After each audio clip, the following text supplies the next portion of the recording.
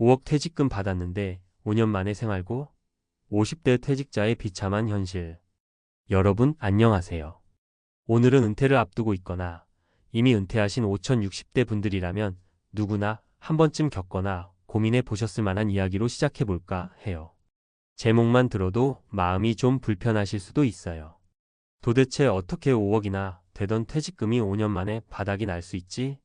이런 궁금증도 들고 내 얘기는 아니지만 왠지 남일 같지 않다 하는 찝찝함도 느껴지실 거예요. 사실 이런 고민은 누구에게나 일어날 수 있고 실제로 일어나고 있는 일이기도 합니다. 그렇다면 왜 이런 일이 벌어지는 걸까요? 우리는 왜 은퇴 후에 더욱 건강하고 풍족한 삶을 누리지 못하고 계속해서 생활고나 건강 문제에 시달리게 되는 걸까요? 이번 이야기는 돈뿐만 아니라 우리의 건강과도 떼어놓을 수 없다는 점에서 진짜 중요한 문제 같아요. 아무리 많은 퇴직금을 받아도 그걸 올바르게 관리하고 우리 몸과 마음을 제대로 돌보지 않으면 결국 힘들어질 수밖에 없으니까요. 오늘은 바로 그 은퇴 후의 비참한 현실이 더 이상 남의 이야기가 되지 않도록 세 가지 실제 또는 유사 사례를 통해 문제점을 짚어보고 그에 대한 건강하고 현명한 대안을 이야기해 보려고 해요. 편하게 들으시면서 혹시 내가 해당되는 부분이 있는지 아니면 미리 준비해 둬야 할 점은 뭔지 함께 생각해 보시면 좋겠습니다. 1. 퇴직 후 생활 왜 이렇게 빨리 무너질까? 우리가 흔히 생각하기에 5억이라는 퇴직금이면 내 집 마련도 하고 아이들 교육비도 조금 보태고 은행 이자로만 살아도 되겠지 이런 환상을 품기 쉽죠?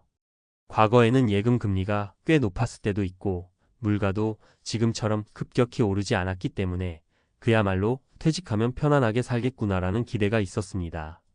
그런데 현실은 어떨까요? 지금은 초저금리 시대를 오래 겪어왔고 물가와 각종 비용은 계속 오르고 있죠. 게다가 자녀가 아직 완전히 독립을 못한 경우나 대출이자, 병원비, 부모님 돌봄 비용 등이 한꺼번에 몰리면 생각보다 지출이 어마어마해집니다. 여기에 더해 건강을 놓치게 되면 병원비나 치료비로 돈이 훅훅 빠져나갈 수 있어요. 한 번 수술이라도 받게 되면 적게는 수백만 원에서 많게는 수천만 원까지 깨질 수 있으니까요. 결국 퇴직 후 예상치 못한 지출과 낮은 이자로 인해 돈이 금방 줄어들어 버리는 사태가 벌어지기 쉬운 거예요. 그렇다면 실제로 이런 상황이 어떻게 일어나는지 그리고 왜 이렇게 금방 무너지고 마는지 사례를 통해 좀 더 생생하게 살펴볼게요. 2. 실제 또는 유사 사례 3가지.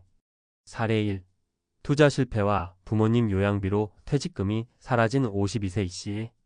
이 씨는 50대 초반에 대기업을 퇴직하면서 약 5억 원의 퇴직금을 받았습니다. 처음에는 이 돈으로 작은 가게를 하나 내볼까?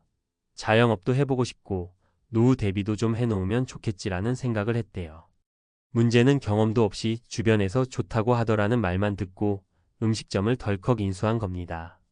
인테리어 비용, 재료비, 직원 월급, 임대료까지 생각보다 월 지출이 너무 컸고 초반에는 가게 운영이 어설퍼서 매출이 나지 않았어요. 그러다 보니 1년도 못 가서 가게를 정리해야 했고 남은 건 부채뿐이었죠. 설상가상으로 부모님이 편찮으셔서 요양시설을 알아보니 매달 드는 비용이 만만치 않았습니다. 결국 5억이었던 목돈이 순식간에 사라졌고 현재 A 씨는 다시 소득을 만들기 위해 운전 대행과 단기 일용직 아르바이트를 전전하고 있습니다. 이런 과정에서 이 씨는 제대로 된 건강 관리를 하기 어려웠다고 해요. 스트레스가 쌓이고 밤낮 없이 일하다 보니 디스크와 고혈압까지 생겨서 병원비가 또 들어가고요. 내가 이렇게까지 되려고 30년 넘게 회사 다닌 건 아니었는데 하는 후회가 끊이질 않는 상태입니다. 사례 2. 작은 회사 다니야 퇴직한 55세 김 씨, 자녀 교육비에 모든 걸 쏟다. 김 씨는 대기업은 아니었지만 20년 넘게 한 중견기업에 다니면서 55세에 명예퇴직 형식으로 회사와 헤어지게 되었습니다. 퇴직금은 세금 등을 제하고 약 3억 5천 정도를 받았지만 전에 모아둔 돈과 합쳐 간신히 5억 원 정도의 목돈을 손에 쥐게 됐죠. 그런데 그때 마침 자녀 둘이 모두 대학에 입학하면서 등록금이며 생활비, 학원비까지 계속 들어갔습니다. 자녀 교육이 최고의 투자다라는 생각으로 어떻게든 아이들 학비와 유학 준비까지 해주고 싶었던 김 씨는 과감하게 자금 대부분을 자녀에게 쏟아부었습니다. 문제는 정작 본인의 노후 준비는 나중에 해도 되겠지 하고 뒤로 밀어놨다는 점이었어요. 결국 아이들 졸업 때쯤 보니 정작 김 씨의 통장에는 남은 돈이 거의 없었어요.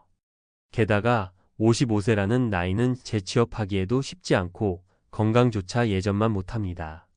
여러 곳에 이력서를 넣어봤지만 경력이 많다라는 이유로 연봉 협상에서 벽에 부딪히거나 아예 나이를 이유로 면접 기회조차 얻지 못하는 경우가 많았다고 해요. 이후 김 씨는 우울감에 빠져서 운동이나 식생활 관리는 뒷전이 됐고 혈압과 당뇨 초기 진단까지 받게 되었습니다. 주위 사람들은 아이들만 믿고 살면 안 된다고 조언했지만 이미 모든 게 늦어버린 뒤였죠. 사례 3. 모아둔 돈은 있었지만 무리한 대출 투자로 흔들린 58세 박 씨 부부. 박 씨 부부는 퇴직금과 함께 그동안 모아둔 돈이 꽤 있어서 부동산 임대업으로 은퇴 생활을 시작하려 했습니다. 세입자를 받아 월세를 꼬박꼬박 받으면 둘이 여행도 다니고 여유롭게 건강관리도 할 수 있을 거라 기대했대요. 그런데 문제는 무리하게 대출까지 받아서 갭 투자에 나섰다는 점이었습니다. 부동산 경기가 영원히 오를 것처럼 보였지만 시장 흐름이 꺾이면서 집값이 생각보다 크게 떨어졌고 세입자도 구하기 어려워졌죠. 게다가 대출 이자는 계속 나오니 결국 남은 돈으로 이자를 메꿔야만 했습니다. 처음엔 곧 시장이 반등할 거야 라고 버티다가 12년 지나면서 빈집만 여러 채 안고 있는 상태가 됐고 퇴직금을 포함해 모아둔 돈까지 거의 탕진 직전이 되었어요. 하루아침에 부동산 자산가가 되리라 믿었는데 오히려 건강 걱정까지 해야 하는 상황이 된 겁니다. 박 씨 부부는 이 스트레스로 인해 밤잠을 설쳐 면역력이 떨어졌고 외부 활동도 거의 하지 않는 바람에 우울감까지 심해졌다고 해요. 3. 사례에서 배우는 교훈 돈과 건강 모두 준비가 필요하다. 자, 3가지 사례 어떠셨나요? 은퇴 후 생활이 만만치 않다는 걸 많이 느끼셨을 거예요. 공통점이 있다면 첫째로 돈 문제가 점점 가랑비에 옷 젖듯 빠져나갔다는 점이고 둘째로 건강관리가 제대로 안 되었다는 점이에요. 아무리 큰 퇴직금을 받아도 잘못된 투자나 자녀 교육비, 부모님 요양비 등으로 지출이 급격히 늘어날 수 있고 재취업이 쉽지 않고 수입이 크게 줄어든 상태에서 건강 문제까지 생기면 의료비가 추가로 들어갑니다. 결국 이런 문제가 한꺼번에 몰리면 5억이 아니라 10억이어도 부족하게 느껴질 수 있습니다. 무엇보다 중요한 점은 우리 몸과 마음이 무너지면 다시 일어서기도 어려워진다는 거예요. 은퇴 후에 가장 큰 자산은 사실 건강일 텐데 이를 쉽게 간과하는 경우가 많습니다. 4. 건강한 은퇴 생활을 위한 3가지 제안. 그렇다면 어떻게 하면 이런 비참한 현실을 막고 퇴직 후에도 건강하고 안정적인 생활을 할 수 있을까요? 제가 드리는 제안을 3가지로 요약해봤습니다. 제안 1. 소비와 투자. 먼저 스스로를 공부하고 결정하세요. 퇴직금이 들어오면 주변에서 어디 투자해봐라, 이거 해봐라라는 말이 쏟아집니다. 하지만 남의 말에 휩쓸려서 시작하는 투자나 창업은 실패 확률이 엄청 높아요. 자기 자신이 잘 아는 분야, 소소하게라도 계속 배워온 분야가 아니라면 큰 돈을 함부로 투자하지 않는 게 좋습니다. 절대 무리한 대출은 피하고 소비 습관을 재점검해보세요. 노후 생활은 번 돈 안에서 일단 지출을 맞추는 훈련이 필수입니다. 제안 2. 몸과 마음, 운동과 취미로 지키세요. 은퇴하면 이제 좀 쉬자 하고 몸을 움직이지 않고 텔레비전이나 스마트폰만 보게 되는 경우가 많아요. 그러면 체력이 급격히 떨어지고 기초 대사량도 줄어들어 병에 쉽게 노출됩니다. 꾸준한 걷기, 가벼운 등산, 수영, 요가 등 자신에게 맞는 운동 습관을 만들어주세요. 마음 건강도 중요하죠. 너무 외로운 상태로 지내면 우울증에 빠질 수 있어요. 평소에 하고 싶었던 취미나 봉사활동, 동호회 활동 등을 통해 사회적 네트워크를 유지해보세요. 제안 3. 재취업 또는 파트타임 일자리, 작게라도 계속 도전하세요.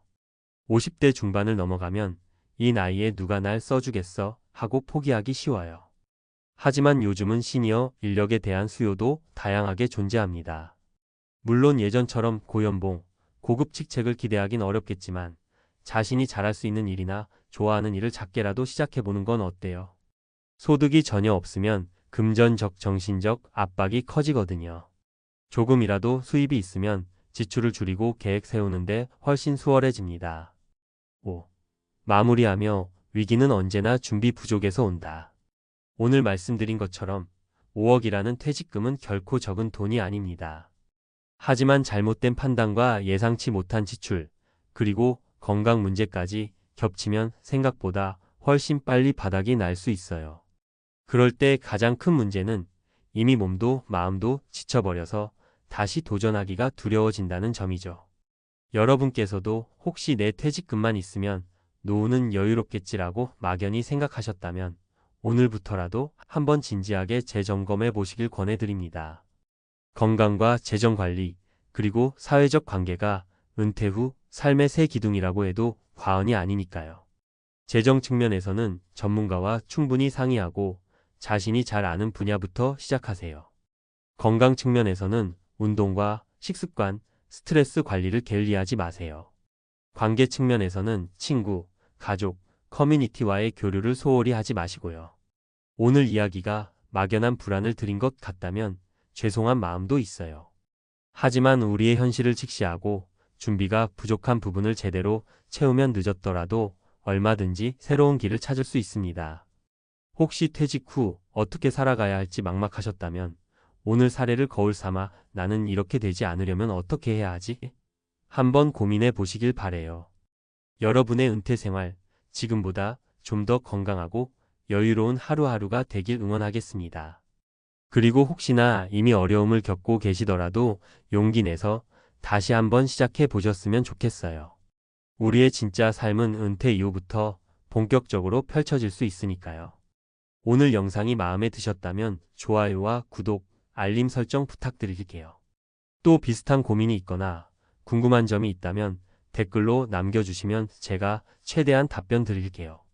우리 서로 정보도 나누고 응원도 해주면서 건강하고 즐거운 은퇴 생활을 만들어 갑시다. 그럼 저는 여기서 인사드릴게요. 감사합니다.